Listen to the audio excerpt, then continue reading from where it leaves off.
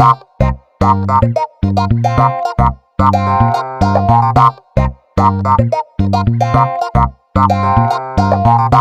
good, bro? It's your boy TJ Grayson, and welcome to the Realest Living Podcast. This is episode 8? No, 7. Excuse me. Episode 7. Now we were experiencing some technical difficulties. I had some overlap in my last podcast, and so I'm not able to use video on this one. It would just take far too long. So we decided that we're going to do just an audio version of it. But I have, if you still want to see the video, because we're going to run it back for sure.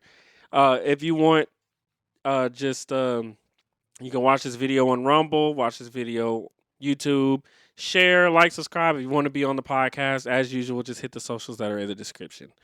This is going to be a wrestling themed podcast, and I got 2 wrestling aficionados with me. Not podcast episode.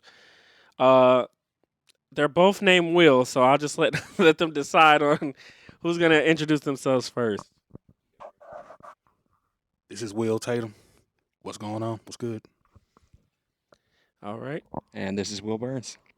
All right. Well, I'm going to start off with some facts about wrestling, and then we'll dive into the show. So the first fact, Roddy Piper never had one SummerSlam match. Ever. Not one. This one is probably going to be well known, but still kind of interesting. 66% of Roman Reigns' WrestleMania matches have been main events. Yes, acknowledge your tribal chief. Acknowledged. At WrestleMania 2000, there was not one male singles match at all. The total match time for the Intercontinental title defenses at WrestleMania from 2003 to 2011 was 21 seconds. No love for the IC title, bro. Most matches wrestled by a single wrestler in 1 year was Greg Valentine, 279 matches. The Hammer. Yes. DDP has only ever won one match on Raw. Crazy. And lastly, Jake the Snake Roberts, which I don't think this is really uncommon knowledge, but just in case, Jake the Snake Roberts never won one singular title in the WWE. F.E. Never won. But he's a Hall of Famer. That was kind of my argument when they were talking about the Great Khali being a Hall of Fame. Well, he had won one title, and they're like, oh, he got to be in the Hall of Fame. Well, Jake the Snake Roberts is in there, and he has won nothing. So, interesting. So we're going to get into the first topic. Top 10 wrestlers of all time. Now, we can do this one of two ways. I can either tell you all, like y'all can either tell your whole list, or we can each go around and we can go like 10, 10, 10, 9, 9, 9, 8, 8, 8, 7, 7, 7. Okay. I'm going to let y'all start because I'm going to be making mine as we go. So whichever one of y'all want to go first. You want to go first? This is going to take all night because it's Go ahead. controversial. Go ahead. Controversial. We like it. I just want to go ahead and say that I put a lot of thought into this. Probably a lot more thought in this than I ever did at school, to be completely honest. I'm starting off number 10. I'm going to go Bret the Hitman Hart.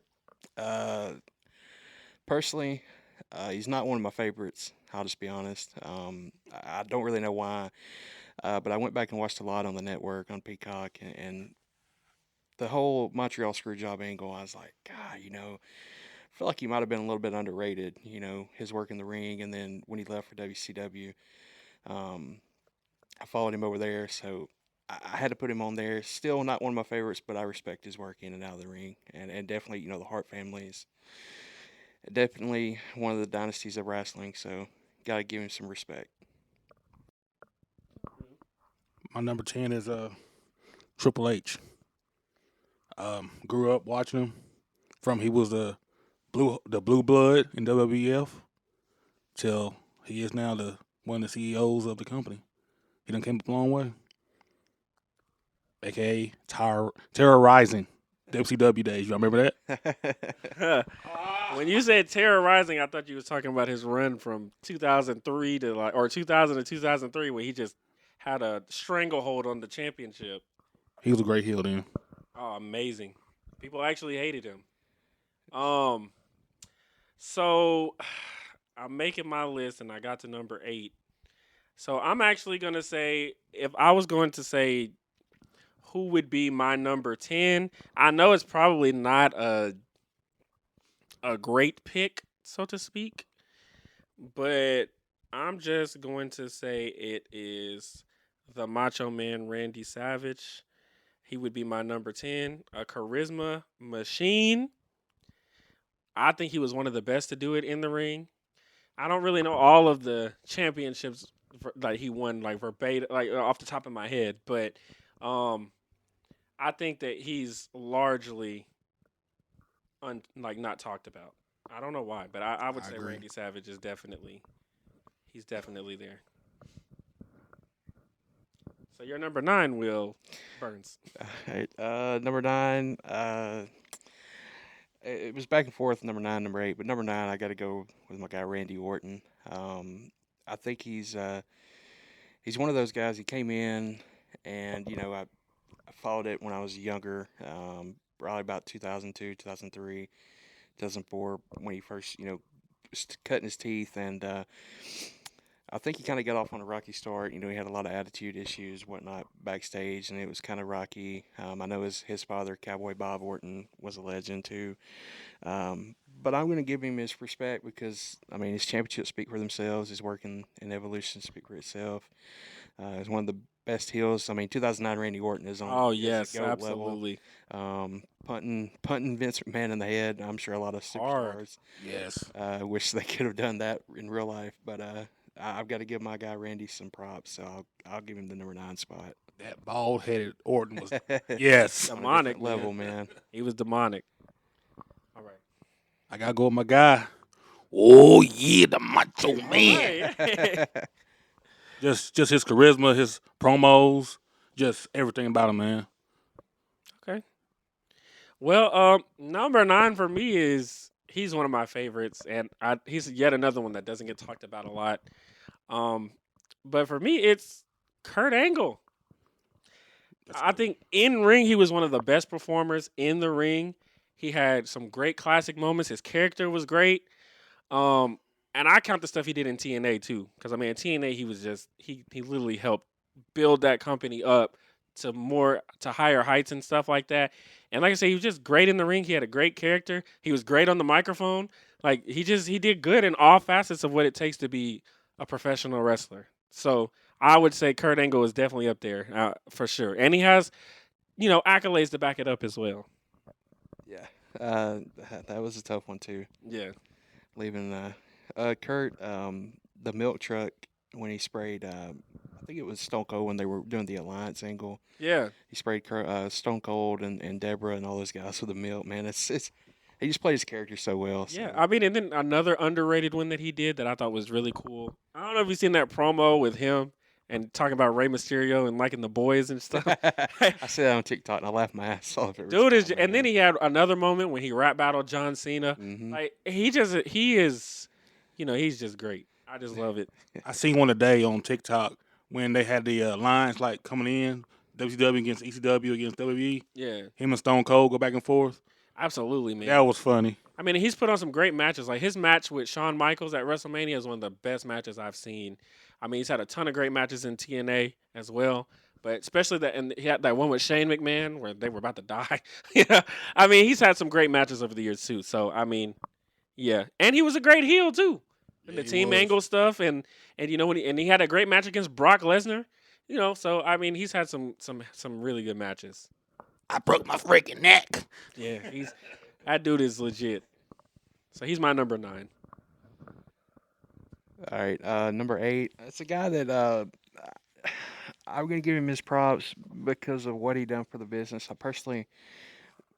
I'm a fan of him, but like his in-ring work, I've never been a fan of. I don't think he's that good in the ring.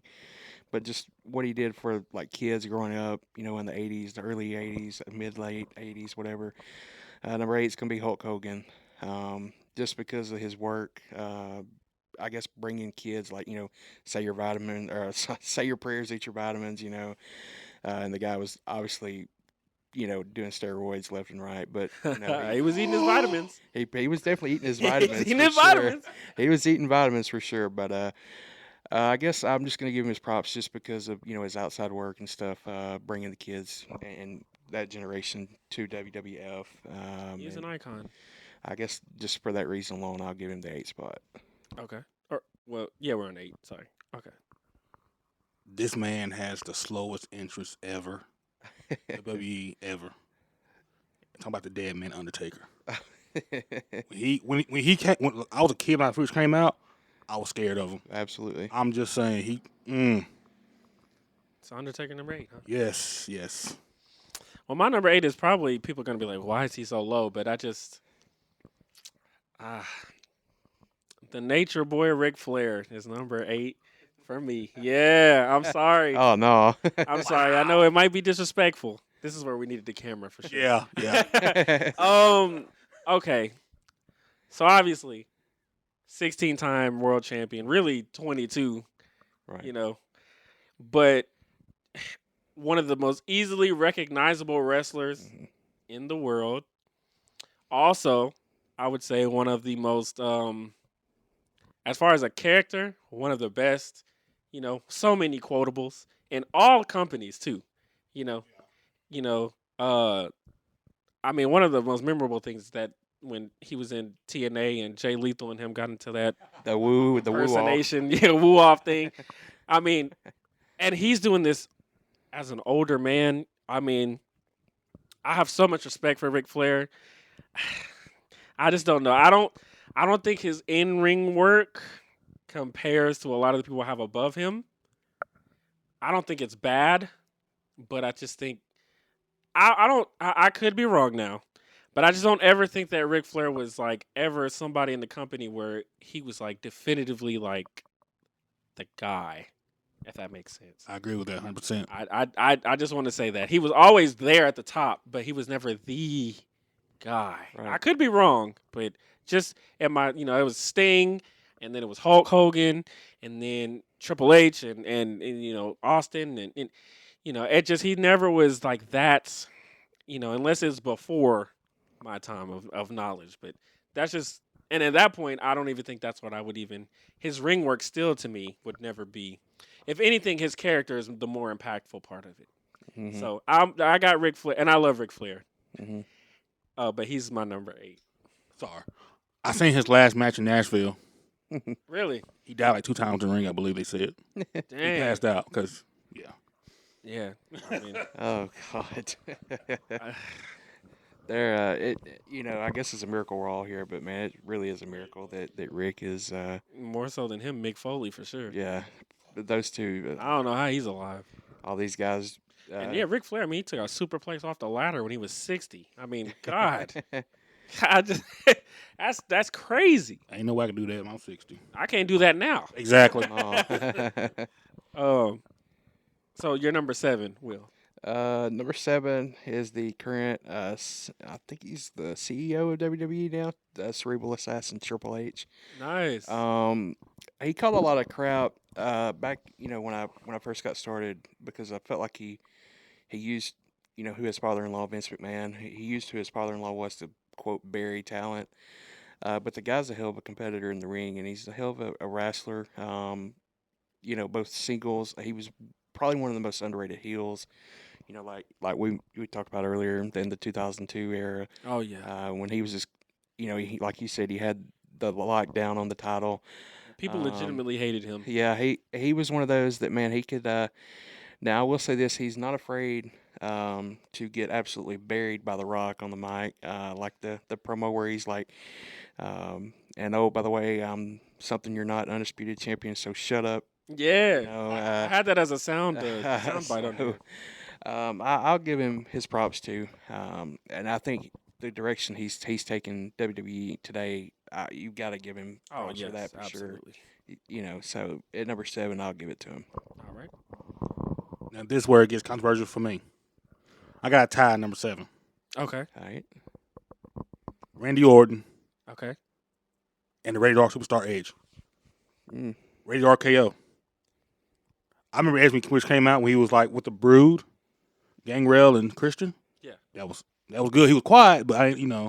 Then Orton just he was he came out. He was bash, arrogant, young. He had evolution that changed his career right there. Right. Oh, yeah. But now I miss Randy Orton though. Ain't gonna lie. Yeah, for sure. My number 7 is also Triple H. Nice. 14-time world champion, intercontinental champion, one of very few men to win 2 Royal Rumbles. Has the most victories in an elimination chamber. Sorry, yeah, most victories in elimination chamber. Second on elimination chamber eliminations. Second in total cumulative time in a Royal Rumble. Dude is and I will say the reason I have him very low is kind of the same reason with Ric Flair. Not that he wasn't the best in his, but he kind of was though. He was kind of overshadowed by The Rock, Stone Cold Steve Austin. Right. Later on with John Cena, Randy Orton. Mm-hmm. He was great, but he was like more of a side character kind of, and also respectfully, his in-ring work still is. Yeah. It's good. It's really good, but it's not. It's not on a great level. It's Yeah, good. It's not good. great. I would say the same about Bret Hart. His is Right. more technical, but Bret Hart's not a bad wrestler. Well, as far as just actual wrestling, Bret Hart's Right. amazing. But and also too, there's very few matches with Triple H involved in which, like, I would say are just over the top phenomenal matches. Very few. Like, I would say the Undertaker WrestleMania match. I would say both of them because that first one that they had, not the first one. Sorry, they had 3 matches, but the second one that they had at 27, one of the worst WrestleManias of all time, by the way. But that was a good match. I was actually surprised Undertaker kicked out the tombstone. That was the craziest shit I've ever seen in my life. And then the end of an era match was good too. And then I also liked he had that match with the dude that we shouldn't be speaking about, Chris Benoit and Shawn Michaels. I actually really enjoyed that match too. So, yeah, but he also had one of the worst WrestleMania main events I've ever seen when he fought Roman Reigns too. That was awful. So, yeah. So, I mean, yeah. Triple H is number 7 for me. Number 6. This is where 10 through 7 was kind of easy. Number 6 is where the problem started for me. In my opinion, this guy's probably, I think, pound for pound, probably one of the best performers in history. But this is just, it's kind of, a coin flip, 6 through 1. But number 6, Shawn Michaels, Mr. WrestleMania. He was a part of, in my opinion, the greatest match of all time at WrestleMania 25 between him and The Undertaker. He, I know he struggled a lot personally with drugs and alcohol back in the day. I guess that was early 90s when he got messed up. If not for that, man, I think he would no doubt be the best of all time, and I don't even think there would be any issue with that. He was one of those bastard heels with his work with DX, and he was great on the mic, great in the ring, and like I said, that match at WrestleMania 25 and 26 was great too. 26 was good too. WrestleMania 25, man, that match just, if I could pick one match for someone to watch to become a wrestling fan, that's definitely it. So, For sure. at number 6, like I said, it was tough, but I got to give Mr. WrestleMania his props there. Y'all watch Young Rock? Watch that show, Young Rock? I don't. I watched a couple episodes. You see the new one, this season one? I have not. Oh my God! Talk about Shawn Michaels on there, but his name is not Shawn Michaels. It's Chad Frost. I heard that. Yeah, I was like, I did hear wow. that. Yeah. Wow. Sorry. Number 6. I mean, he done it all. Continue to do it all right now in AEW. Chris Jericho. I mean, you may not like him. Like, that's his job, be a heel right now. So, I mean, he beat The Rock and Stone Cold the same night. Right. I mean, who does that? That in itself is it's quite pretty incredible. Yeah. 6 for me. I like how all our list is basically the same. Randy Orton. That we were doing number 6. Mm-hmm. Yeah, Randy Orton is my number 6. I think he 13-time world champion. Also has won 2 Royal Rumbles. has won Money in the Bank, United States champion, Intercontinental champion, won Elimination Chamber, tag team champion, main evented WrestleMania. I mean, what hasn't he done? You know what I'm saying? I mean, I guess he just could win the NXT championship, call it a day, but pull a Dolph Ziggler. But yeah, he very underrated. And he also has one of the same thing like that these other guys that he doesn't have like that match. Like I think that he's had some good matches, some really good matches, Mhm. and I don't think in ring he's one of the best. But I think his character, like you said, 2009 Randy Orton heel, Randy Orton, some of the best heel work Mhm. for sure. And one of the most overused moves in and most easily recognizable moves in the history of WWE in the RKO. One of the most beautiful finishers too. Um, just really, really good at being a face too. You know, Mhm. there was a time when he was like hot, like people were cheering for that man like crazy. So, yeah, Randy Orton, absolutely. The best RKO I ever seen him do was the one with Seth Rollins at WrestleMania. That was Yes, nice. I have a couple that I like. That one, I like the one that he did to Chad Gable when he hit that moonsault not too long ago. That one was crazy. Mhm. And then of course the Evan Bourne one was Yeah. Oh yeah, that was my top two right there too. of course the Evan Bourne one. But yeah, Randy Orton is my number 6. All right. So number 5 again. It gets a little dicey here, but I got to go with Mr. 16 Time, the Nature Boy, Ric Flair. I mean, echo what you said earlier. I mean, he's. I mean, as far as personality goes, he's probably top. He's arguably top 3 best personality. You know, Absolutely. I could sit there and I could be in one of the worst moods and watch this guy just start screaming woo woo, you know, and like you said, the promo with Jay Lethal on TNA, man, that's Absolutely. some of the funniest things I've ever seen. But I mean, 16 times, I mean, it speaks for itself, you know. Yeah. And I mean, in ring work, like you said, kind of but you know, I mean, 16 times is 16 times. I don't care. Right. Don't care what era. Don't care anything about that. So 16 times is a hell of an accomplishment. Oh man, y'all are gonna. My list is. Ooh, it's gonna be dicey. Mine is too. I have some notable names not on my list. I do too, and I feel so bad about it Me too. too. Right. My number 5 is the signature person of Attitude Era, Stone Cold Steve Austin. Now, All right. who would want to? When I was in high school though, when he started Attitude, Mhm. tell me you didn't want to just stun people in the hallway, just say, you know what I'm saying? Yeah. I know I did for sure. Badass man. He's a badass. I mean, he really wasn't technically a good wrestler. Well, technically speaking, a good wrestler, Right. like technically wise, like Bret Hart, something like I that. agree. He wasn't. But I mean, come on, Attitude was enough right there. Right. So I got Stone Cold.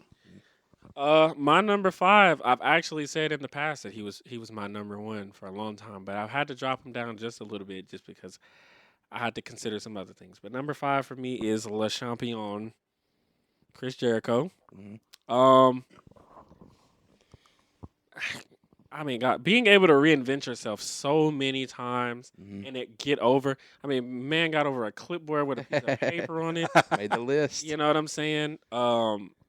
Intercontinental champion, United States champion, tag team champion, world champion, WWE champion. Held them both at the same time. Also AEW champion. Mhm. I mean, dude is just and here's the thing, like, unlike all the other people on this list, in ring, Yeah. he's great. Yep. His match with Shawn Michaels, great. His match with Kenny Omega, great. He's had a bunch of just great matches. I've been involved in a lot of good Money in the Bank ladder matches as well. Mhm. As far as characters go, he's probably second to none. Really, he's and you can pick whichever character you want. That's the thing. Like, he has versatility as well. Um, I just think Chris Jericho, he's good leading a stable. He's good being on his own. He's good doing something stupid like putting people on a list, and he can get that over. I mean, so many catchphrases. He put over champagne. Get a little bit of the bubbly. You know what I'm saying? Like, dude is just a charisma machine. He's good in the ring. He's good on the microphone. I mean, what more can you ask for in a superstar, man? One of my probably my favorite thing about Chris Jericho is he was never afraid to put over anyone. Right. Dude lost to Fandango I at mean, for real, WrestleMania. grandest stage of them all, and he loses to that. So Yeah, I mean, somebody making their debut. yeah. So I mean, that was tough. Yeah. Where we're at number 4. 4, yes. Number 4 again. This is where I swear to you I could go 4 through 1. I could change it. Number 4 I got to go with the People's Champ, The Rock. Um, he's probably my all-time favorite character. In-ring work phenomenal. Again, it's just that thing. 4 through 1 is just. I could literally sit here and make a case for any of them. Right. His work in Hollywood, was second to none as well. I feel like The Rock in 2002, 2003, I guess right around the time of WrestleMania 19 when he fought Stone Cold, Stone Cold's last match. The guy, I mean, he could literally, have the crowd cheering for him, Rocky, Rocky, and then turn around and insult them and just like nobody's Hollywood Rock. Yeah, Hollywood That's Rock, man. very underrated. In my opinion, he is in a league of his own on the mic. He is, in my opinion, the best microphone guy character in WWE history. So, number 4 is The Rock.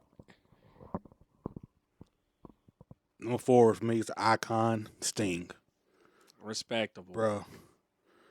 When he turned into the Crow character, Yeah. that made me watch WWE every week. What's going on with them? He saved them for real. Oh, he saved them. I mean, I think a lot of other people did too, but he definitely saved them. But we all know Kevin Nash killed it though. Yeah. Number 4 for me is Stone Cold Steve Austin. Character work, great.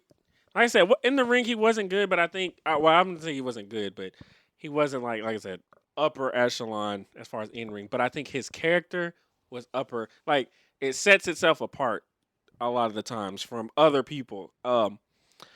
Just a badass man. And even though I don't think he was the best wrestler, he had some great matches. Like that one with Bret Hart at WrestleMania when he passed out, that was great.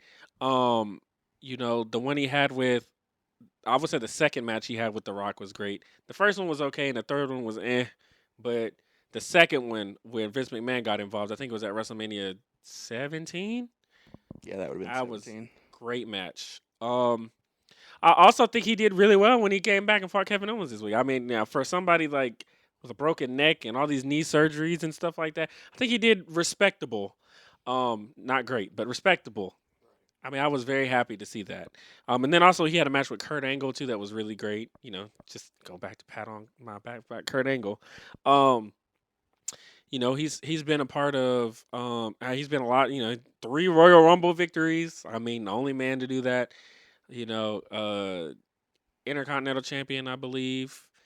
He's just 6-time world champion, and he's done some crazy things. That alliance angle too was great. He's funny as hell too. So I mean he's not just one dimensional either. So yeah, I'm gonna say Stone Cold for number 4. Yeah, this is God, man. Like I said, I keep saying it, but God, this is so difficult. Number 3 is I got to go with the dead man, the Undertaker. In my opinion, the WrestleMania streak would have never been broken if it was up to me. I mean, it's one of those things that, I understand. I could almost understand the case for letting Roman break it at WrestleMania when he beat him. Not at that time though. I Right. don't think so. Nah, Roman wasn't ready at that point. Now, Tribal Chief Roman, I can yes, see it. absolutely. Letting Brock beat him was probably one of the worst decisions, in my opinion, in WWE history, booking wise. I know he got the concussion in the match. I know that sucked. It probably obviously didn't change anything. Vince made his mind up that morning, evidently, that Brock was going to snap the streak. But that Brock didn't need that win. Brock was dominant already. Brock didn't. He was already established. He didn't need that win. Yeah. And I mean, he's a guy. He played literally 3 different characters over his career. He played the biker taker. He played the dead man. and then he played the guy when he first debuted with the $1 Million Man. Yeah. Man, he's evolved so much, and he's played each character at an elite level. And the streak at WrestleMania, despite it being 2 losses on there, I mean, he's in my opinion one of the best performers of all time. And like Will said a while ago, man, when he used to come out and roll his eyes in the back of his head, man, I was scared shitless of him. I'm not gonna lie, but just again, it goes back to what I've said before. I can make a case for him for number one, but I just had to put him at number 3 because the other 2 guys are, they're on another level as well. So number 3 is the Undertaker. All right. Number 3 is Bret the Hitman Hart because to me he carried the company when they decided to get rid of Hogan Right. back in the '90s, early '90s. Y'all weren't born yet, probably. Anyway, he carried that new generation of wrestlers. And WCW Bret Hart, no, I couldn't deal with that one because that was one of my heroes. Right. So I'm like, no, that's not Yeah. Bret Hart I know. Yeah. So Number 3 for me is also the Undertaker. Yeah, like you said, great character. Each version of his character is also really good. Not only did he have an undefeated streak, but had some great matches in the undefeated streak. The match with Randy Orton was great. The match with CM Punk was great. The match with Triple H, actually, 2 of the 3 matches with even that first one was great too. Mm-hmm. Both matches with Shawn Michaels were great. Not to mention there's so many moments that you could point to where you're just like, man, like this dude is just crazy. I mean, he had great matches with Brock Lesnar. Even aside from that one, even in their early days, and they had the Hell in the Cell matches, and then afterwards, when he came back after the streak was broken, they had good matches, and he was rather old. Had a match with Shane McMahon at WrestleMania that was actually pretty good too. Mm-hmm. And then one of the best and most it's chilling entrance themes, ever. And then it was just like really cool when Justin Roberts was there and he'd get on there and he'd be like, "The Undertaker." It just and anybody that said it really when they announced him, it just all was just good all together. And like I said, on the mic he was great, in ring he was great, and his character work was just phenomenal. So it's like there may not be a greater character ever. Like I know that we have to draw a line between like gimmicks and let's say gimmick, excuse me, not character. One of the best gimmicks ever. So and then he of course has accomplishments to go with it, Royal Rumble, then he has, Elimination Chamber win. I think no he don't. Yes he does. Elimination Chamber win, and then he has he's in the first Hell in a Cell match. You know what I'm saying? Buried alive matches, which I think he lost that too. Yeah. But I don't think he's ever won one of those. Well, no, yeah, he won the one with Mark Henry at WrestleMania. But yeah, dude just. Oh, and then I'm sorry, the match with Edge at WrestleMania was great too. So, and then ladder matches with Edge, TLC matches with Edge. Dude is just on another level. So yeah, Undertaker for sure. Number 3. Number 2, is in my opinion he was my favorite. He's the reason I started watching it. With his when he came out there and challenged Kurt Angle in his first ever match, and he's a guy that I think has put the company on his back from day one and has carried it all the way up and even until now. And that's John Cena. Now, in ring work, it's kind of okay. It's above average, I would say. But promo wise, he is as close to The Rock, in my opinion, as we'll ever see. I'll be honest with you. After The Rock came back, he murdered him on the mic. He did. Murdered The Rock. I don't think he could fuck with the Young Rock, but No. The Young Rock, nah. but he fucked him up when he came back. And when I was a kid, I was like, oh yeah, The Rock has killed him, But then I go back and watch, and I'm like, he really fucked him up. Yeah, and the thing about John Cena, he broke in as Doctor of Thugonomics, and he was like, he came out there and man, he was the Acclaim before the Acclaim was here. He was, Yes, facts, sir. facts. he was lethal on the mic. And plus he's won what 15 or he's not broke Ric Flair's record. He's tied it. He's 16. He's They're 16. both at 16. So I got to give the devil his due and give him number 2. And the only reason he's not number 1 is because Your number one is. Yeah. I'm gonna be honest with you. It was tough. I didn't put John Cena in my top 10, and I'm not gonna lie. Wow. I I'm know. surprised about that. I know. I know. I'm gonna be honest with you. I can, and you said that his in ring work is not great. Was not. It's a little bit above, but he still put on some crazy good matches. Yep. And that's the same thing about Stone Cold. Like these people aren't great in the ring, but yet their matches are good. But I think it's because of how great their characters were. Right. So I'm sorry. I didn't. Edge isn't in my top 10 either. I'm sorry. It is. I know. I know. Like I said, top 10 was hard to pick. Cause, It is. It really is. If we did 20, all day I'd go about my. I might possibly take Randy Savage off and put John Cena at 10, but I don't know. I just like the others better. But anyway, I'm sorry. You go ahead. Number 2. Number 2 is Nature Boy Ric Flair.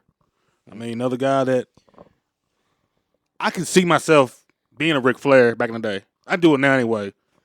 you know, just the charisma of him, his promos. Yeah. And not good work in the ring, but give him a mic, he can talk. Mm-hmm. Oh, absolutely. I mean, young Ric Flair. Ric Flair now, I don't know about it anymore because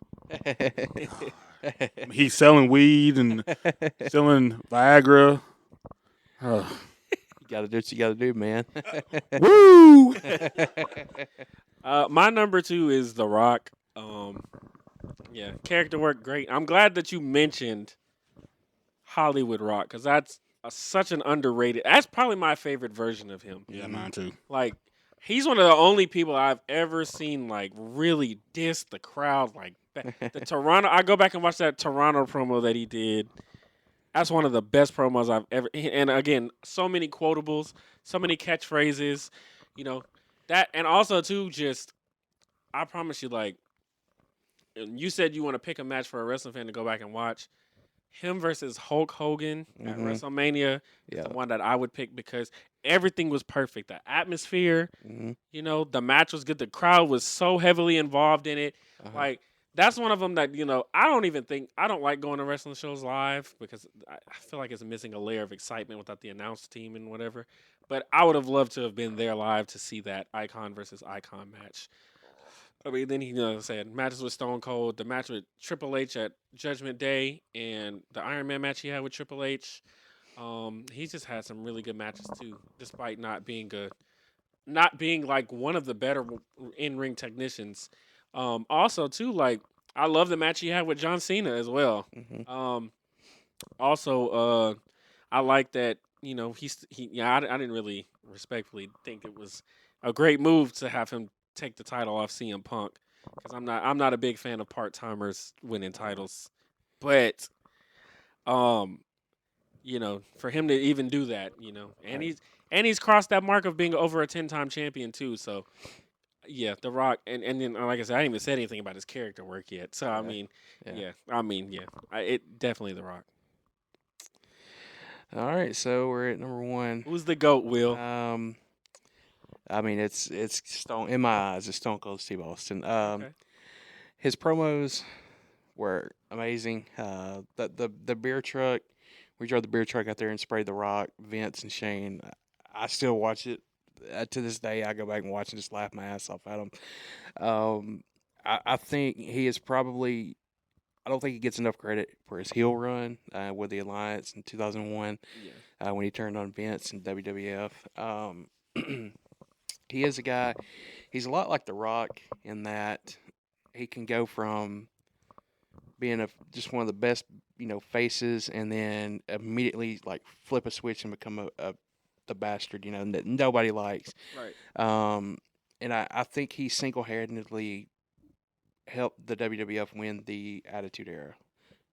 Or I'm sorry, the Monday Night Wars. Oh, okay. I think he single-handedly, in my opinion, won the Monday Night Wars for WWF.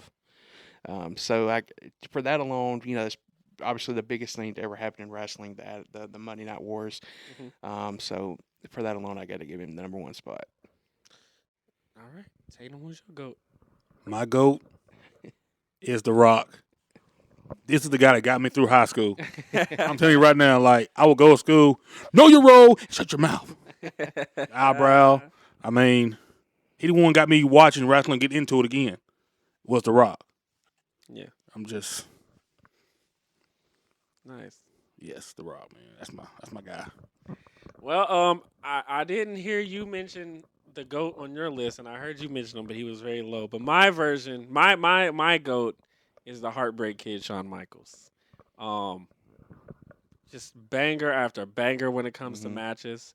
The first Grand Slam champion. Like, I mean, great match with Bret Hart. Won the very first Elimination Chamber. Mm-hmm. Was in the very first ladder match. Was in the very first cage match. Was in the very first casket match. I mean, he's just. I mean, one of the like most hated heels. Mm-hmm. The leader of possibly the most, you know, arguably the greatest faction in the history of the WWE and D-Generation X. Mm-hmm. I just think that, and in ring he was just phenomenal. On the mic, phenomenal to me. And there's been a lot of moments he's been a part of that he hasn't even been in the match, and he's still just been just exceptional. Um, I know he had a lot of bullshit that happened in the background, with the drugs and stuff like that, Yeah. but I don't really consider that when I think of somebody being like one of the greatest of all times. I just think that he does everything so good for me. Like in ring work, great. He's had some great characters. Like I said, he has the matches. I think that Shawn Michaels is one of the few people that can get in the ring with a nobody and elevate them to a higher level. And Mm-hmm. that's one thing I think that really goes well with a good wrestler. I mean, I don't think if like Stone Cold was in the ring with like Heath Slater, he could really Yeah. and The Rock too. I mean, you would only get no, but I mean, but to The Rock's credit, I mean, he got the hurricane over though. So Exactly. Yeah. I mean, Hamburglar. so but he got him over by shitting on him. So I mean, but I think that as far as the actual match, and then the match itself wasn't even spectacular. But I think you put Shawn Michaels in the ring with the Hurricane, they can have a great match for real. Shawn Michaels is probably one of the best sellers too, which The Rock is too. The Rock is Mm-hmm. great, but I think Shawn Michaels is up there. And then, like I said, he just got a lot of history too. Like I said, the entrance where he's coming from the roof, coming down, sliding down, and say beating Bret Hart, winning the Elimination Chamber. Like, he was literally like one of the biggest underdogs for me, and just all in all, like anytime when I think of dream matches, I always be like, this person versus Shawn Michaels would be great. The Rock versus Shawn Michaels. You know what I'm saying? AJ Styles versus Shawn Michaels. Kenny Omega versus Shawn Michaels. Chris Jericho versus Shawn Michaels at WrestleMania was crazy. So that's gonna be my GOAT. So, all right. So we're gonna move on to the second topic now. All right. Two wrestlers outside of WWE that you'd want to see in WWE and who you think they should feud with. If you like, I can go first since I went last. Okay, obviously, I need MJF in WWE. I would love to see him feud with The Miz because I think both of them are arguably two of the best heels in WWE. I mean, everybody just says that MJF is like the rated R version of The Miz, and so I would love to see him feud with The Miz. And I'd love to see him feud with John Cena. I think that they would have a great exchange on the microphone and a great match too. And I think the crowd would be invested in it. And I think the crowd are usually always invested in MJF matches because they want to see him get his ass whooped. And I think with John Cena, sometimes they just want to see him lose. But now I think he's so old. I think that they would just love to see that match. And I think that would be that. And I guess if I go off of my second one, um, I was gonna say probably Kenny Omega, but I'm not gonna lie. I really like Will Ospreay. I'd love to see Will Ospreay in the WWE, and I'd love to see him feud with, um, I would say Kevin Owens. I think they'd have a hell of a match. Um, and I think if you get like that right, 2015, 2016 Kevin Owens maybe Mm-hmm. when he just came on the scene from NXT, he was such a good heel. I think that would be a good feud, and I would love to see him feud with Seth Rollins too. That'd be a great match, great feud. It'd be great. So yeah, those are my two: Will Ospreay and MJF. Go ahead. Um. All right. So, is it like? Can I say Sting if I can get Prime Sting like in his Yeah, prime? yeah, yeah. All That's right. fine. So if I can get Sting in his prime, um, obviously everybody I think one of their dream matches is Prime Sting versus Prime Undertaker. Yeah, that should have happened at 27. Exactly. That and as well as the was it 31 when he came and fought Triple H, and the Undertaker fought Bray Wyatt. Yeah, yeah, But they were, it was kind of in the twilight of their career. yeah. I wouldn't. I don't think it would have been a great match. But obviously CM Punk, he had the run in WWE. I wish he could come back and fight Seth Rollins. That would be mine. Because of the beef. Yes, I think they legit hate each other. I think it could just be a big work, and I could be a mark. I don't know, but that would be one. And my other one, I know it doesn't make a whole lot of sense just from a sheer like size comparison, but Roman Reigns with Paul Heyman versus MJF. The promos, I mean, if you give them a month and a half of promos, I mean that's must see television right there. So my two, in my opinion, is CM Punk, Seth Rollins, and MJF and Roman Reigns. Gotcha. What you got, Will? I'm gonna go Kenny Omega. Okay. Kenny Omega against, to think about, Finn Balor. I'd love to see that. Cody Rhodes. I mean, the Bullet Club right there. AJ Styles. I mean, think of all the matchups. Kenny AJ is something I've wanted for a very long time. Yeah. So, second, MJF. I mean, Roman Reigns and him. I mean, heel versus heel, champion versus champion right now. I'm just glad that we have a consensus that MJF needs to be in the WWE. Oh yeah. Oh yeah. Oh yeah. Yeah. The bidding war. What is it? 2024. 2024. Next year. That's right. We're at 2024. He might go. I think he'll go. It depends. I think so. I don't know. I don't know. I think he's very loyal to AEW. I don't know. He talks a lot, but I think that's what makes him so good. Is like you don't know what he's thinking. You don't know if he's being for real or if he's just like working. He's great. Okay. Who is the greatest faction of all time? For me, it's the Horsemen. I mean, Arn Anderson, Tully Blanchard, Ric Flair.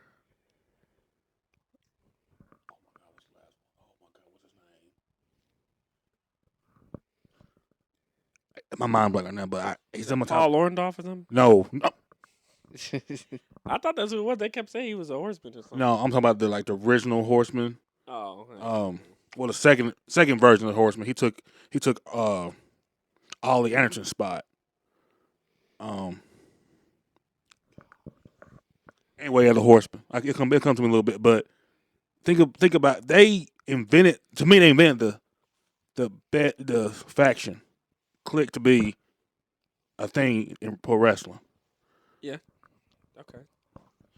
Barry Windham, that's his name, Barry Windham. Gotcha. Yes. Okay. Is that Barry Windham? Is that Bray Wyatt's Dad. No, his dad is IRS. Yeah. Right. I think it's his uncle, maybe. Mike Rotunda. Is that his dad? Yeah. Okay. I went back and forth on the Four Horsemen and D-Generation X. I know D-Generation X probably doesn't have the accolades like the titles and stuff, but man, they push the limit every single week. Their promo, the promo with China, Shawn Michaels, Triple H, where he was like, "We will no longer say shit," or "We will no longer say GD," or That was classic. yeah, like they took like the Attitude Era and like they just inched the envelope a little bit further every week. But he said it perfect while ago. I mean, you got to go with the Four Horsemen. When you think of factions, in my opinion, that's who comes to mind first. It's either D-Generation X or the Four Horsemen. And I think that as far as dynasties go, Four Horsemen, like you said a while ago. Well, I'm gonna have to shit on y'all's answers. In my mind, when I thought of faction, I thought of the greatest collection of talent, and I look at it, and I don't think any faction is fucking with Evolution. Mm-hmm. You got Ric Flair, 16-time world champion, Royal Rumble winner. Well, let's just say it like this. There are only like a handful of people who have ever won 2 Royal Rumbles, and 3 of those people are in Evolution. They have like I would say, we got the top 5 most win championship, like most title wins as world champions in there. Triple H, Randy Orton, Ric Flair, all at the top, and then Batista as the lowest with 6. You Mm-hmm. know, I mean, they have 7 Royal Rumble victories. They have Intercontinental titles, United States title, and I think Ric Flair was at one time the longest reigning United States title in one company. I would say WCW, but I think that was Lex Luger. But not to mention Elimination Chamber wins, Money in the Bank, so many WrestleMania main events, just the greatest collection of talent, I think. Greatest collection of talent. But you gotta realize this: without the Horsemen, we know Evolution. Well, see, here's the thing. I think that you can have people that can pave the way, but I don't think that necessarily means that they're better, right? Because, I think even if you compare each member of Evolution to each member of the Four Horsemen, I don't think it's close. I mean, obviously Ric Flair's will cancel out, but I mean, you can just compare Randy Orton to each member, Right. and he beats all of them. Yep, you're So right. does well, I don't know about Batista. Batista, you can maybe argue, but only one that Batista probably ain't fucking with is Ric Flair, and he's in their faction. So, I mean, it's just like I said, I just looked at greatest collection of talent, right? If we're gonna go off of how they were when they were together, then you could probably make the argument for the Four Horsemen. Actually, more than likely them, and actually you could probably make an argument for DX more so than Evolution when they were together. But I just looked at it as greatest collection of talent, and those 4 in Evolution. That's just crazy to me. Like that's majority of the world championship wins are there. Majority of the Royal Rumble wins are there. Majority of the main events are there. It's just like you can't like they're like the upper echelon, all of them, except maybe Batista again. But again, when you're lowest, when the weakest link in your group is a 6-time world champion and has held tag team titles and has won 2 Royal Rumbles. I mean, come on now. It's just kind of hard to. Can I do a second one? Sure. I mean, might be controversial. I But- feel like I know where you're going. The Shield. I mean, look at them. Oh, no. I thought you was going to say, collection of talent. Collection of talent, like you said. You're right. So I didn't think about that. Yeah. I was thinking, see, I did what I was not the doing. Nation. I don't know about the Nation. The Rock kind of solos. Well, Mark Henry too, but I don't know. I would. The Shield is interesting Yeah. because I mean, but I still don't think they. It's not fair too because it's 3. But even if you exclude Batista, I don't think they match up with Evolution. Like, but they damn close. I mean, Yeah, they're up there. the Roman Reigns title reign is putting them there. Not to mention 2 Money in the Banks, 2 Royal Rumble victories. God knows how many months. I mean, Roman Reigns kind of carries them in the WrestleMania main events part. But I mean, yeah, Think about Moxley. I mean, he went on and won their championship with AEW. So yeah, and he's doing great in AEW too, by the way. And if you count his AEW world titles, he's got 4 world championships. Roman Reigns and Seth Rollins, I think both are around 6 and 7. So, they're good. I thought you was gonna say the Bloodline. oh, bro, that's like Underrated though, for sure. Mhm. Underrated. I like the Legacy too. I thought they did a great job of making Randy Orton. Right. Yeah, oh yeah. they're underrated to me too. And the New Day. The New Day is very underrated. You know the New Day, wouldn't you? Huh? You better you part of New Day, ain't you? That's what I heard. See, Xavier Woods. That's what I am. Xavier Woods. Yeah, I think the New Day is underrated too. But okay, so the last topic are gonna be who's better, either ors. It's gonna get a little dicey. The first one, especially John Cena, Hulk Hogan. To me, this when I was No-brainer? looking over this list, to me this is probably the easiest one. John Cena. I was born in '95, so I didn't get to see Hulk Hogan in his prime. So I guess you could put an asterisk beside it. In my opinion, John Cena, other than like I said, Stone Cold, is the GOAT. He's second. So anybody that John Cena goes up against, Anybody John that John Cena, Cena goes up except Stone against, Cold. except Stone Cold, in my opinion, John Cena is, okay. he's on a different level. So I mean, John Cena for you instead of like I Hulk. said, 16 times is 16 times. So I got to give my guy his props. it's tough for me because I seen them both. You know, I seen Hogan when he was 80s, early 90s. Yeah. Then I seen John Cena when we started, coming, But I'm gonna say John Cena. I'm not even a Cena fan, but I'm gonna say Cena. Um, it's tough for me too, because I mean, Hulk Hogan didn't win 16 titles, but he had a 1,000-day title reign. As not to mention like stranglehold over the title. Like it was either somebody else or Hulk Hogan, and he was holding it for a long ass time. And I just think like that era, he prevented a lot of other people from being like mega stars in that era too. Um, maybe because of backstage politics, but I would probably still go with John Cena. I thought that a lot of the times, like I remember like the Yokozuna match when he beat Bret Hart, and then they just handed Hulk Hogan that opportunity. I was like, Exactly. no, you don't get that. I didn't like that. Um, The Rock or Randy Orton. See, I always pick them because they're always like the sidekicks in their respective generation. Like it was John Cena the head, Randy Orton two, and then Stone Cold the head, The Rock two. Or for some people, The Rock was number one.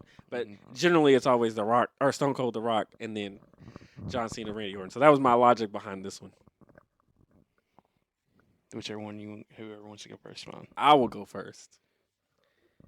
I had The Rock on my list higher. However,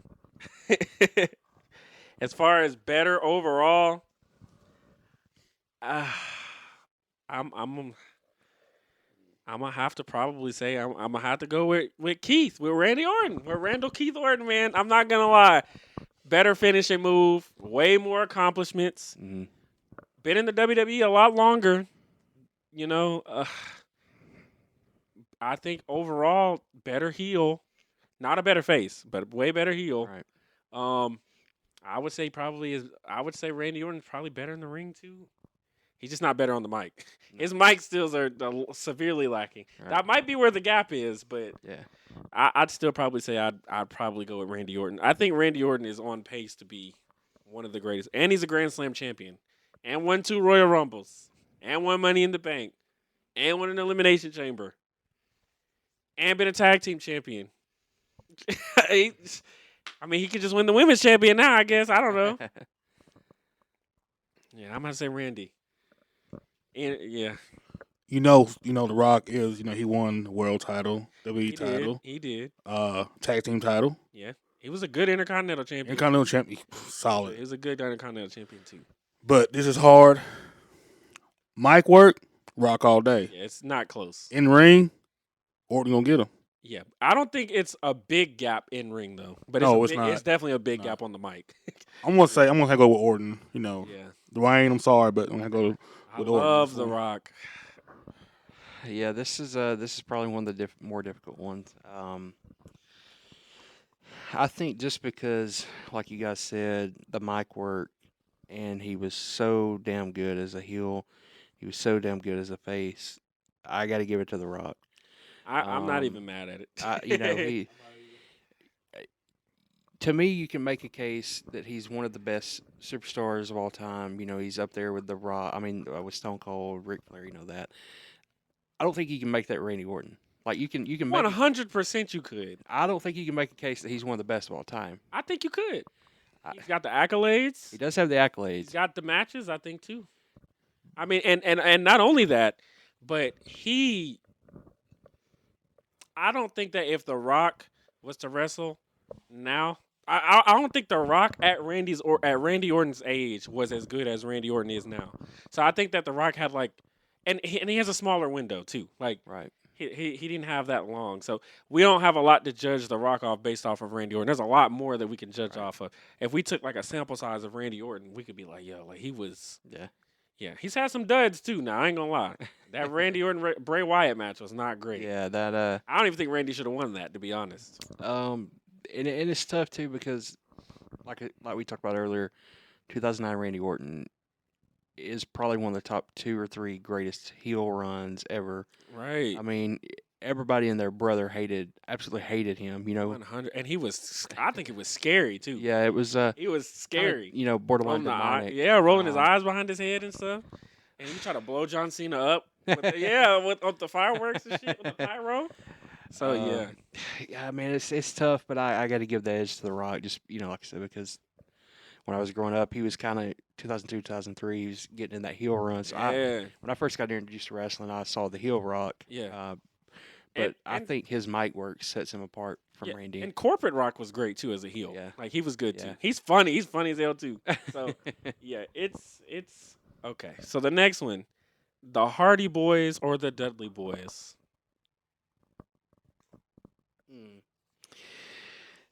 That's tough. Something we haven't talked about is the ECW.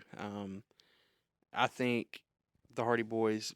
I love them, but I got to give the edge to the Dudleys on this one, just because of their run in ECW. Now the Hardys, the TLC matches at SummerSlam and WrestleMania, amazing, hardcore, TLC matches.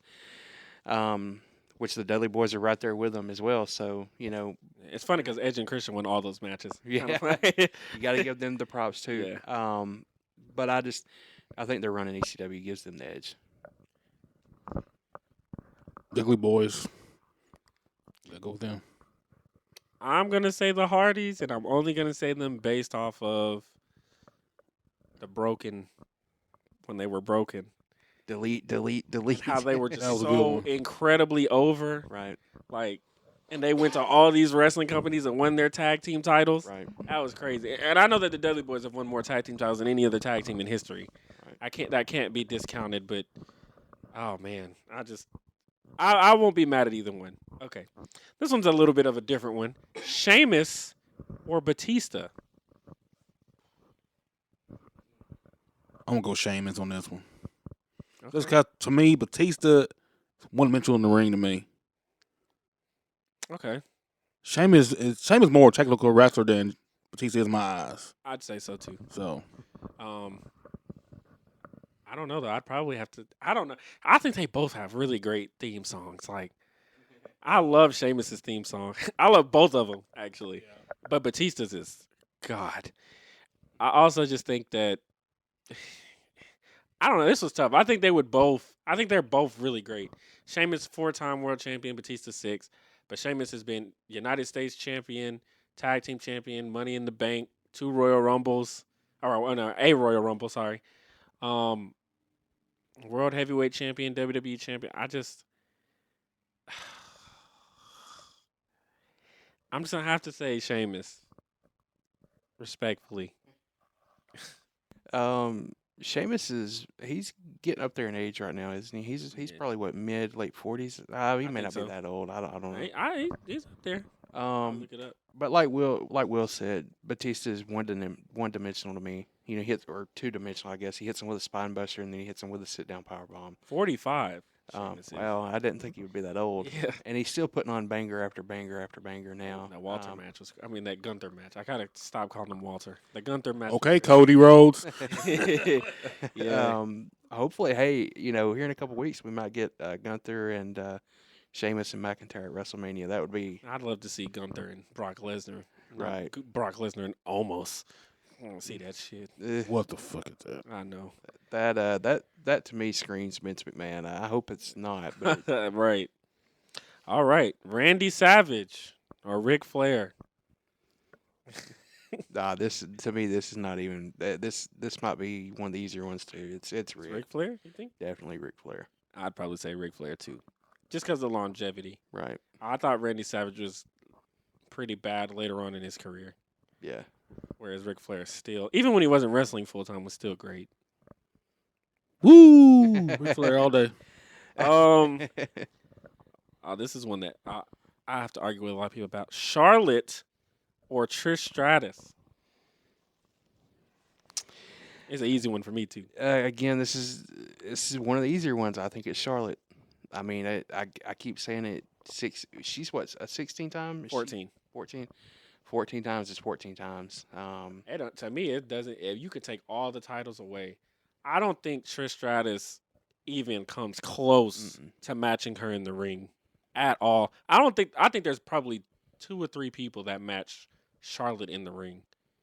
And I think that's why she's always a champ, because there's only a couple of people that can really fuck with her. Mm-hmm. I think probably Sasha Banks, Bianca Belair, Asuka maybe. In ring at least. Right. But, there's other things obviously, but yeah, it's not even close. They actually said Trish Stratus was the greatest. WWE.com, they had released the 50 greatest, and they put Trish Stratus at number 1. I was like, I don't think she's nowhere near number 1. Number 1 overall or number 1 female? Number 1 female overall. Yeah, I'm sorry. Not Oh, number 1. good Lord. Nah. She ain't even close to nah, me. She was great, but not. Nah. She's the greatest diva. But as far as Yeah. women wrestling, it's not even in the same, no pun intended, stratosphere as Charlotte. 100%. Yeah, Charlotte. Yeah, it's just crazy to me. Okay, Lita or Sasha Banks? Another easy one. I'm going with Sasha. Yeah, Sasha. Okay, yeah, Sasha for me too. Andre the Giant or the Big Show? Mm. I don't feel like nobody ever talks about the big man. I'll be honest. I have watched, I think, one Andre the Giant match. I might be a terrible wrestling fan. I don't know. I just in saying that, I know I'm probably in the minority on this, but I got to give it to the Big Show because I've seen him more. Andre the Giant, I think, is obviously more recognizable. Had one of the most iconic moments ever when he got body slammed by Hulk Hogan. But I got to give it to the Big Show just simply because I've watched more of the Big Show.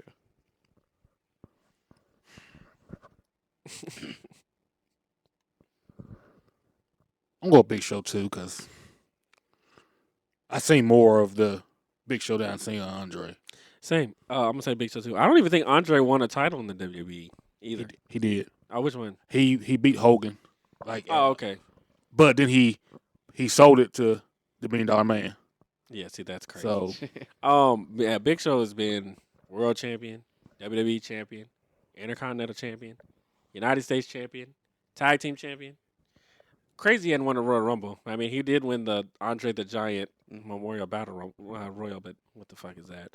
And he has a really bad record at WrestleMania. But I think that the Big Show is so underrated. Mm-hmm. Big Show put over Floyd Mayweather.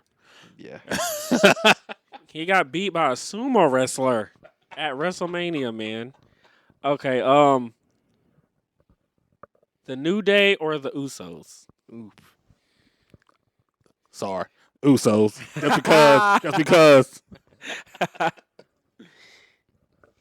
I've got to give it to the Usos just simply because I think the storyline that I think is almost about the end has been one of the greatest storylines ever. The Bloodline.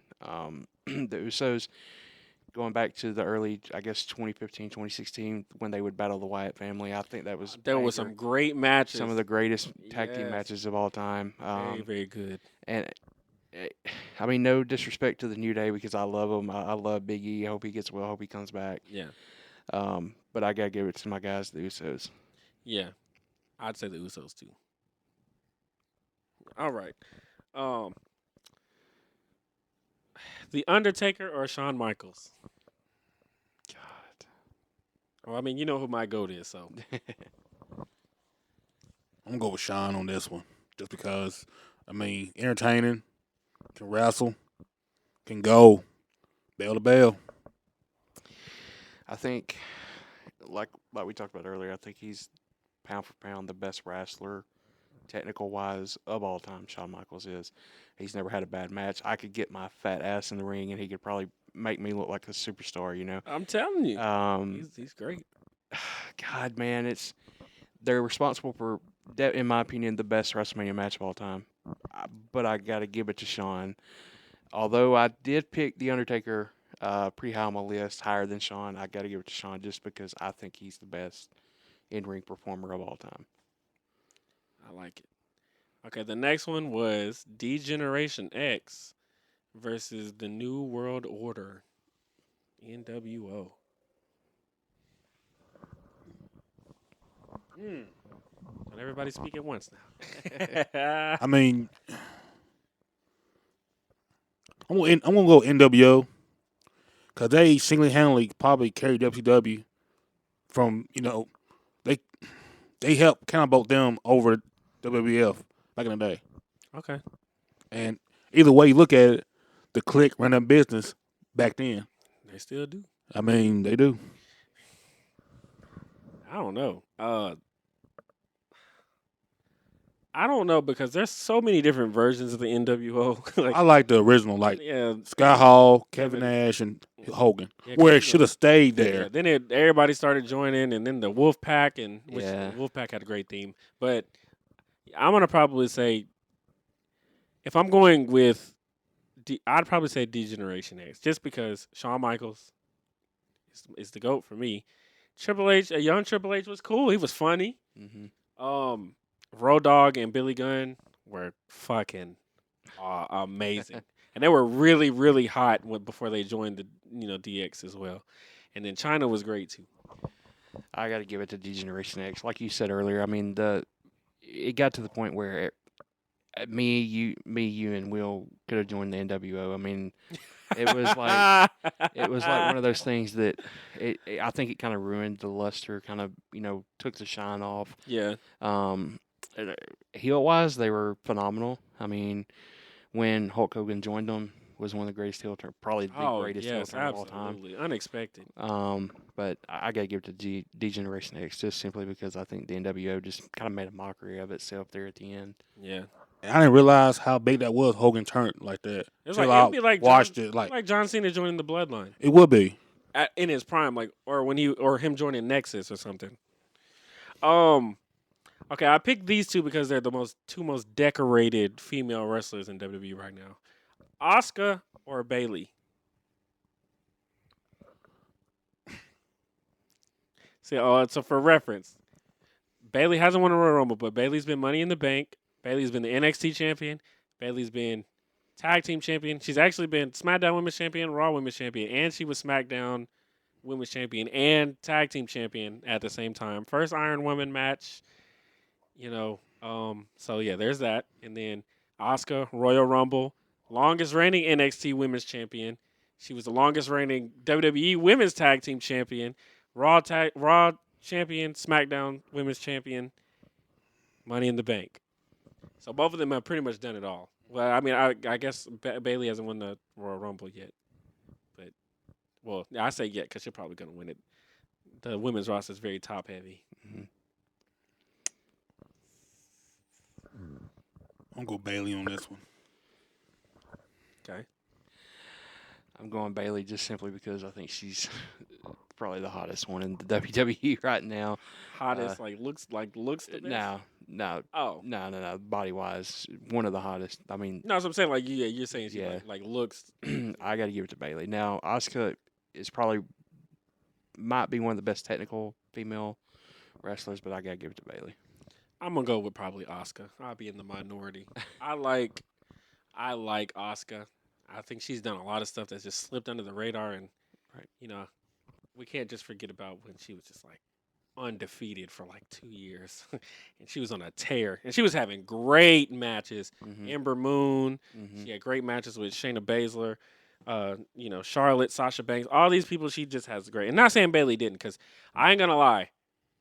Probably one of the best matches I've ever seen was the Iron Woman match in NXT with Bailey and Sasha Banks. It was really great. The best one was that triple threat match with Sasha Banks, Charlotte, and Becky Lynch at WrestleMania. That was, I said it then, and it was the best women's match I've ever seen in my life. But okay, Stone Cold or The Rock? Well, I know for you it's probably Stone Cold, right? Yeah, I guess just because he is, in my opinion, he is, I guess, my GOAT. But God, man, that's a flip a coin on that one. I can't really pick. Like, that's the hardest one on the list, in my opinion. Yeah, I agree. I give the edge. I guess I have to stick with what I picked. I got to give it to Stone Cold. But God, man, I can make a case for both of them. You already know The Yeah. Rock. Respectfully, it's The Rock for me too. Just because he's won more titles, and I don't know. I mean, I just give it to him just because of that. Okay, John Cena, Randy Orton. Now I know you're saying it's probably not Randy Orton. For me, it's Randy Orton. I'm going to Orton. Yeah, I got to stick with my number 2. I Got to got go you. with Cena. Roman Reigns or Hulk Hogan. Which Roman Reigns?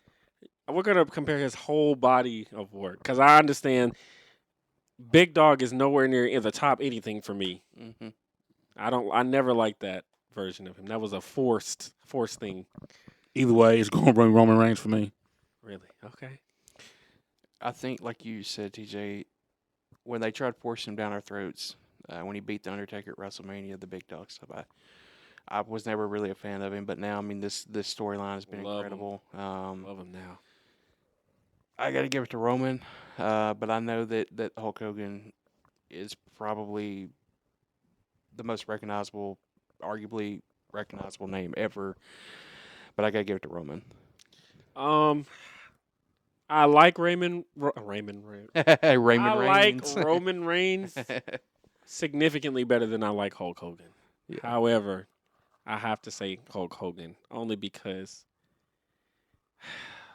like, Roman Reigns has been champion for 900 days. Like I said, before this reign, he had a lot of short title reigns. Right. And not only does Hulk Hogan have that 1,000-day title reign, but he also has a 385-day reign as well. So, I think, not to mention just, I don't know, Roman Reigns, until the Tribal Chief gimmick, I don't think he had I think he had one really great match. Hmm. And that was that one at WrestleMania 31 against Brock. That was a great match. He had one against the Big Show that was really good too. It was when he had just came back from that. I don't know. It wasn't cancer, but it was like I don't remember what it was. But he won Superstar of the Year. I don't know if y'all remember. About 2015, I think. Was that when he got popped for? Was it HGH? Didn't he get popped for that? I don't. He did. He did, but I don't think that was what it was. I think he. I don't remember why he was gone, but he was gone for a good little minute. It was like right after the Shield broke up, and he was Yeah. like just now, yeah. So I'd say, Hulk Hogan though. Brock Lesnar or Roman Reigns. All right. So I was at WrestleMania 34 in New Orleans. Probably, arguably one of the worst main events ever. 100%. Um, Crowd was not into it at all. like you were just talking about, up until now, he hasn't really accomplished a whole lot. Rome or that I like, I should say. Yeah, I gotta he's give it had to- a lot of accomplishments. I got to give it to Brock. And Roman right now is currently my favorite superstar. Yeah, he's I mine got to too. give it to Brock. I got to give it to Brock. Yes. Sorry, Roman, but got to go to Brock. Yeah, I think we're all in consensus here. No disrespect to Roman Reigns, and Roman Reigns has more variety of titles. Right. But Brock Lesnar has 2 Royal Rumbles, Money in the Bank, Elimination Chamber. He beat the Undertaker at WrestleMania first. Mm. That stings. Had a great match with Kurt Angle at WrestleMania. A nice match with Triple H at WrestleMania. A really good match with CM Punk at SummerSlam. Mm-hmm. His match with Roman Reigns at SummerSlam this year was great too. I really enjoyed that. I was there. Oh man, It was awesome. I know it. I wish I was because we could have went. It was like right up the road. But yeah, I just give it to Brock just because like even in the part-time thing he was doing, I think he was still way more of exciting than Big Dog Roman Reigns. Like they're both of their bad parts. I think Roman's bad was way worse. Mm-hmm. I'm tell you, I like Cowboy Brock though. I ain't gonna lie. They I like Cowboy Brock. It's funny. somewhat. It's yeah. fun. Okay, Dolph Ziggler versus AJ Styles. Dolph is the most underrated wrestler ever in my eyes right now. He should have more title runs in my eyes. But AJ Styles for me. I remember watching him in TNA. I loved him then. So I don't think AJ Styles is the GOAT, but AJ Styles is my favorite wrestler. So it's AJ Styles. Yeah, it's AJ, and like Will said, Dolph is incredible. Technically, I mean he's a hell of a competitor. I mean he's a hell of a wrestler, but I gotta give it to AJ. For sure. Where we at? Becky Lynch or Bailey? Mm. I know I said earlier that Bailey's my favorite, but God, man, when you compare resumes, I gotta give it to Becky. Becky. Unpopular opinion. I'm saying Bailey, but Becky Lynch is definitely more character. She is awful in the ring. I'm sorry. She is bad. She is bad. I'll be watching her matches and I'm like, oh, you are boring. Like she is boring. She doesn't do anything that just. Okay, I'm gonna ask you who's boring. Who's more boring, her or Ronda Rousey? Oh, listen, nobody is more boring than Ronda Rousey. All right, we're on the same page there. Yeah, Ronda Rousey is God. I don't know. And you know what? When they made that list, Ronda Rousey was like in the top 10. For what? That's what I'm saying. I'm like, what? Nah, they missed the No. boat with her, man. You gotta make her unstoppable, like this evil. No, I like- don't even want to see her unstoppable. I want to see her have a good match and get her ass whooped. I don't want to see her just dominating people. Like I don't want to see her fighting Shotzi and Yeah, that. don't do my baby like that, bro. I like Shotzi. Sexy. I like that. She badass coming out in the tank. But I mean, obviously her wrestling ability is not all there. But I'm just saying that like Ronda Rousey's awful, but Becky Lynch is just really boring. Really boring. Like when she was champion for all that long time, it just and you said compare resumes. Like, okay, she's a 6-time champion and she was in the first main event, but was that match good? I don't think it was. Mm, The match she had with Charlotte and Sasha was way better. It had a shitty finish. I mean, a SmackDown finish, Ric Flair holding Sasha's legs and stuff. But I mean, that was a better match. It wasn't a good match. I mean, her match against Shayna Baszler was not good. Her match against who else did she fight at WrestleMania? I just can't even remember. Nothing notable. Even the one with Bianca Belair wasn't great. Like, it just wasn't great.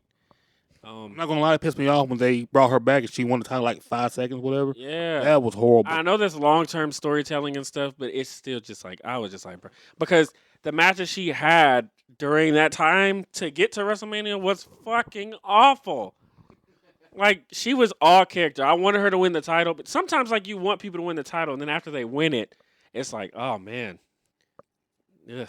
I just like the moment. Like Liv Morgan was a good example of that for me. yeah. I was so glad when she won it, but her title reign was so unimpressive. I was like, oh yeah, she's not that great in the ring like I thought. But I fuck with Liv Morgan too. Sexy, but and much props to her from going number 2 to wire to wire in the Royal Rumble. But yeah, no, it's Bailey for me. Becky Lynch is just I don't know. I want to say she's a little overrated. I mean, she's not terrible, but she's really boring. Just watch her match, bro, compared to like Asuka or Charlotte or it's just not. It's not there. Okay, the Shield or the Bloodline.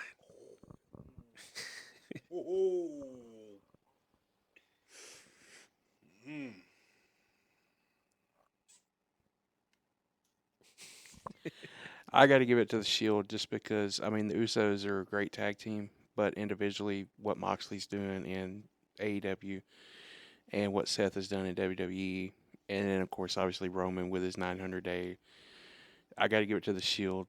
But the Bloodline, again, it's a coin flip, but I got to give it the slight edge just because of Moxley's work in AEW to the Shield. I'm going to Shield also.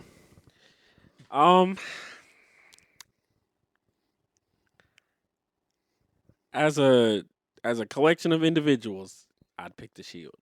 But if I was to compare the teams directly, I'm going with the Bloodline. I like them adding Solo Sikoa. I loved it. I think they made him like somewhere he was getting his ass beat in NXT. And now they made it to where he's just not beatable. And he's actually one of the only people that wins clean in the bloodline too. Like he doesn't never usually get any outside interference, which it doesn't really matter. But and then the Usos are arguably the best tag team in WWE history. So I mean, I'd probably say if I'm comparing them as a collection of talent like I did earlier, then it's a no-brainer. It's the Shield. But um as a group, I'd probably go with the Bloodline. Just because longest reigning tag team champions, longest reigning uh universal champion, and they're both undisputed tag team champion, undisputed. You know, they both have collectively all the titles and have had them for a long ass time. Like, I was looking it up. Roman Reigns has been the WWE champion for almost a year. You know what I'm saying? So it's. I mean, because he won it last year at WrestleMania. So I mean, and the Usos, they were champions for they held the titles for like at least 300 days before they even got the Raw Tag Team titles. So I don't know, but Bobby Lashley or Drew McIntyre? I'm going Bobby on this one. I love Bobby. So they both have won 2 world titles. Bobby and Drew have both won the Intercontinental title, but Bobby has won His title. He's won the IC title twice, and he won the United States title twice. Drew has a Royal Rumble, and they both have beat Brock Lesnar. So, and they both beat Goldberg, and both of them have beat. Well, actually, no, Drew has not beat Roman Reigns. Mm-mm. Bobby Lashley has clean too, even though it's big dog Roman Reigns. I don't know. That's tough. I'll probably say Bobby too. I got to give it to Bobby just because, like you mentioned, the United States and the IC titles. Yeah. Got to give it to Bobby, and I wish they would bring back the Hurt business. Oh yes. I think it's coming back. I also eventually. think 3MB kind of hurts Drew. Yeah, that was Just a little bad. Just a little bit. Edge or Kurt Angle? This is a tough one. I agree. Got to give it. Taking into consideration his TNA run, I'm giving it to Kurt. Yeah. I'd say Kurt too. Kurt Angle.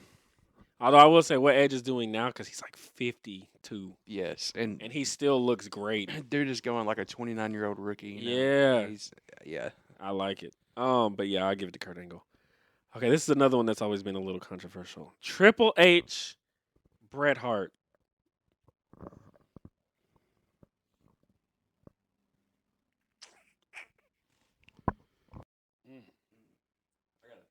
I got to think on this one. Triple H for me. Triple H. It's hard for me just because of that heel run. And I know that there was a time where he was like one of the most over, like Bret Hart was. But man, I don't know. Triple H, man. Triple H on that one too. I know this probably isn't fair to Brett, but his WCW reign kind of leaves it a little lopsided to me. I got to give it to Triple H. Okay. All right. Seth Rollins or Bryan Danielson? God, man. I got to give it to Seth. Seth. I'm gonna go Bryan Danielson. Honestly, he ain't won anything. I just think that he's put on he's had a lot of really great matches. I don't know if y'all watched that match with him and Kenny Omega. It was great. That was a good one. It was great. Daniel Bryan winning at WrestleMania was great. Mm-hmm. The match with he had a match with Bray Wyatt at a Royal Rumble one time. It was great. It was amazing. It was an amazing match. And then the whole Yes Movement thing just kind of, it's great. And Bryan Danielson has some great matches in AEW as well, with some scrubs too. So I'm gonna give him that. Finn Balor or Shinsuke Nakamura?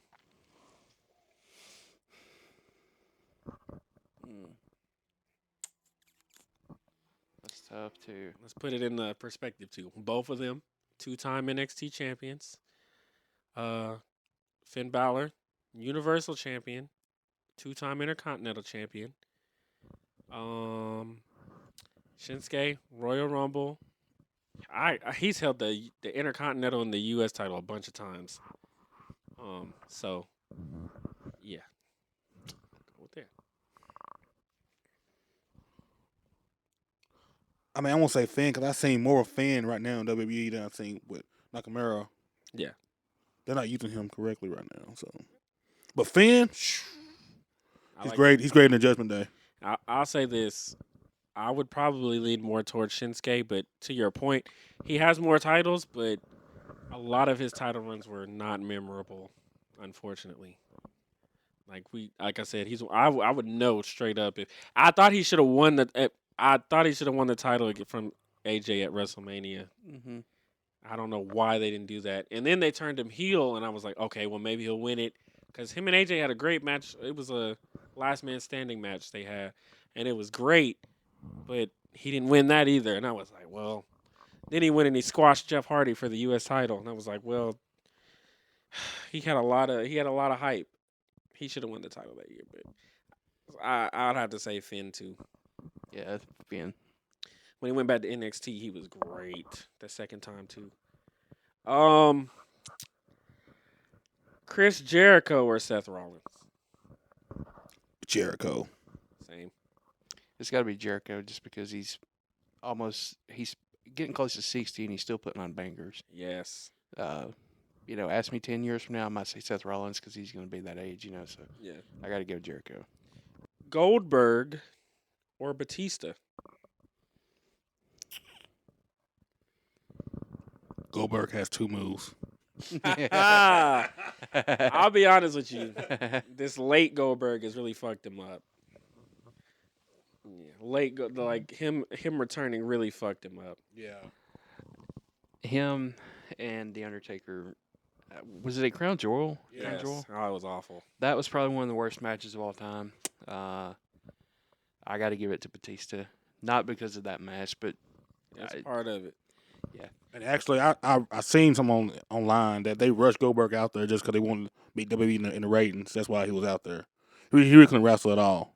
Yeah, also too, I think what really pissed me off, Kevin Owens had a great title run. Mm-hmm. He was I think he was a really good Universal Champion, and then he just gets beat in like one spear and jackhammer by Goldberg right before WrestleMania. Yeah. The Fiend, undefeated, and they have him lose to Goldberg at Crown Jewel. Shit was ridiculous. Obviously they know more than I do, but I've never seen what they see in Goldberg ever. Even in WCW in his prime, I've never seen it. Like I don't. He was a Jack Stone Cold. All he was. Yeah, Me. I agree. Okay. Okay, now this one is just who was the better character comedically. R-Truth, Santino Marella. R-Truth, man, he's hilarious. R-Truth. I mean, anybody can sit there and talk to a freaking chair or call him Little Jimmy. I mean, how in the hell I don't see how people keep a straight face when they do a promo with him. Like, he's funny, but I'm gonna be real with you because I was doing prep for this and I went back and watched Prime Santino Marella. They have a whole video of him mispronouncing people's names. John Changa. John Cena and Rey Mysterio. And he mocked Stone Cold and he's like, I'm gonna open up a can of the ass whip. He's just so funny. And what did he say? Roddy the Piper. Dude was funny. And then getting eliminated really quick in the Royal Rumble, dude was funny. I'm not saying that R-Truth was, man, Santino, man, I think R-Truth is a lot of recency bias because we see a lot of him now, but Santino was so funny, so funny. Did they not pick Santino out of the crowd one? I mean, yeah, that's how he debuted. He won the Intercontinental title too. And he's actually won more titles than R-Truth, unless you count 24/7 championship. Ugh. That's trash. Yeah. Kofi Kingston, Dolph Ziggler. Kofi got robbed of that title. He should have had that title for longer than what he had it. But I got an interesting fact about that in a second, but go ahead. Who do you think? I'm gonna go Kofi. Kofi Mania is one of my favorite storylines. I got to give it to Kofi, but Dolph Ziggler, like Will said earlier, incredible in the ring. I'm gonna say Kofi too. I think Dolph's better in the ring, but Kofi has, got a world title. He's got U.S. title, Intercontinental title, and actually, I think he holds a record for having the most tag team titles with different partners. So, and he won the NXT title too. So he's literally won every single tag team title that has been introduced. I mean, he won the Unified title, and then he won the Raw title, then they won the SmackDown title, then the NXT title. So very decorated. But a fun fact, I don't know if you know, Brock Lesnar has beat every former black WWE champion. He's the one that took the title off of I him. heard about that. Yeah, beat The Rock, beat Bobby Lashley, beat Big E, and beat Kofi to take the title from them. When did he beat Big E? What pay-per-view? Fatal 4. It was that was- match he got inserted because Roman Reigns had COVID. Right. Oh yeah, I remember Yeah, that. they were supposed to fight, and then they inserted Brock Lesnar into the match, and he won. And then he lost to Bobby Lashley at the next pay-per-view, I think. Mm-hmm. And then Bobby Lashley lost it at the pay-per-view after that. Crazy. The Legion of Doom or the Dudley Boys? I still got to go with the Dudley Boys. Same. Douglas. But what a rush. Okay. Rob Van Dam or Jeff Hardy? I got to go my guy, Jeff Hardy. Jeff. My favorite of the two is Rob Van Dam, but I would give it to Jeff Hardy. For sure. Even in TNA. Well, actually, very underrated run in TNA when he was that heel and he was the Antichrist and all that stuff. Very underrated. It just ended badly with the Sting thing. The Brothers of Destruction or the Rock and Sock Connection? Brothers Destruction. I want to say Brothers of Destruction. They were dominant as hell. I mean, they probably the two most badass characters of all time. Oh, yes, absolutely. Kane, very underrated. But I guess I'll go Brothers of Destruction. But you can make a case for either one. I'm going to say BOD too. I didn't realize this, but Kane was jacked back in the day. Hell yeah. God bless. That was a scary motherfucker. Last one. The Bloodline Evolution. Bloodline. You already know. I said the greatest faction was Evolution. I'm going with Evolution. Evolution's got they've got over 40 titles, heavyweight titles. World titles too. That's the thing. Yeah. And that would trump. Not to mention like Royal Rumbles. Mm-hmm. They got more money in the banks. I don't think they got them on WrestleMania main events, but I mean, you got to think 16, 14, 13. That right there alone is That's what 43, 43 plus Batista 6. almost 50. You're right at 50. Yeah. I got to give it to Evolution, but God, man, that's in my opinion, that's two of the three greatest factions in WWE history. Yeah, for sure. Also, I don't know if y'all knew Dean Ambrose is the longest reigning United States champion in WWE history. I never in a million years would have guessed that. Yeah, he is. And it was when he was in the Shield. But I think he lost it to Sheamus, I think. And then, I'm pretty sure it was Sheamus. But yeah, longest reigning United States champion under WWE. Now, Lex Luger held it longer if you count WCW in that. But if not, then yeah, it's Dean Ambrose. I think it was like 300 and something. But he didn't defend it a lot because obviously he was doing Shield shit. But, yeah. Well, that's going to actually be the end of the show. This was just as long as the other one. I probably wouldn't have had enough film for this one either. So, yeah. So all this part of the show is just final thoughts, like what you thought of the show and things of that nature. That was probably the top 10 is probably one of the hardest things I've ever had to do. And I could literally go back and jumble them up, and it'd be totally different. So, really enjoyed the podcast. like you said earlier, it's rare to find WWE or just wrestling fans in general that enjoy it as much as you. So it's always good. Yeah. It was a good time. Top 10 was hard, but we got through it. I just want to say, I'm Scott Hall. You're up there with me, man. You're one of my favorite wrestlers ever. Rest in peace. Right. Okay, well good. I'm glad that y'all enjoyed it. One more question. Would y'all be upset if Cody Rhodes didn't win at WrestleMania?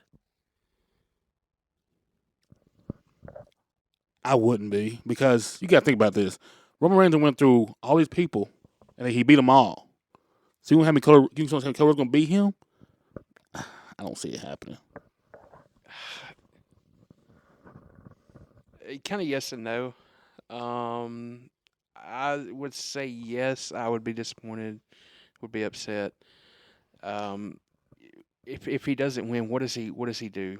Who's he go after at that point? Mm-hmm. Um, I just I am very much looking forward to Paul Heyman and Cody and Roman's promos leading up to it. If he doesn't win, I just don't see what else he can accomplish that would even hold a candle to that. So with that said, I got to go yes. All right. It wouldn't really matter to me, honestly, either way. I'm not gonna lie. Kind of fucked me up. He was number 30 in the Royal Rumble. Yeah, I Didn't wish they like would it. have put him like 23rd or We all saw that something. coming last anyway. When he was, Yeah. Yeah, Also think him and Gunther killed it at the end. I thought Gunther would have been winded, but yeah. he went in there and he beat the shit out of that man. So, hey, much respect. But if you guys enjoyed the podcast, be sure to like, comment, subscribe. I'm so sorry we didn't get the camera on this one, but I really need to just buy a bigger SD card. That's what I need to do. So we won't be so crunched for time. Or just get another one. That'd probably be better. Um, but anyway, you all like, comment, subscribe. And I'll see y'all on the next one. Y'all be easy.